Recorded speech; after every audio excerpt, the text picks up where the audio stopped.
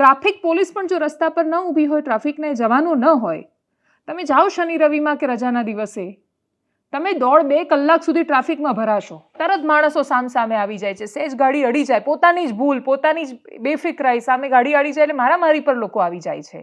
Police ન હોય તો કાયદો અને વ્યવસ્થાની ધજિયા ઉડી જાય. પોલીસ ન હોય જોવા માટે તો આખો સમાજ બેફામ બની જાય. આપણે ટ્રાફિક કંટ્રોલ નથી કરી શકતા પોતાની જાતે, એટલી શિસ્ત નથી કે એક સિગ્નલ સારી રીતે ક્રોસ કરી શકીએ. ટ્રાફિકના જવાનો જ્યાં ન ઊભા હોય, પોલીસ જ્યાં ન હોય, પોલીસ 5 મિનિટ માટે ચા પીવા જતી રહે તો એ સિગ્નલ પર અથડામથડી શરૂ થઈ જાય છે. એટલે પોલીસ જો કાયદો અને વ્યવસ્થાનું રક્ષણ કરવા માટે કે એને જાળવવા માટે આવે છે તો એના પર હાથ ઉપાડવાનો કોઈને અધિકાર નથી બનતો, અને પછી થાય છે એ ઘર્ષણ હોય છે. એ પોલીસનું દમન કે અત્યાચાર નથી હોતું. પોલીસ જો પોતાના બચાવમાં એક લાઠી ઉપાડશે તો તમે એને દમન કે અત્યાચાર એટલે નહીં કહી શકો, કેમ કે પોલીસ કરે શું તો બીજું?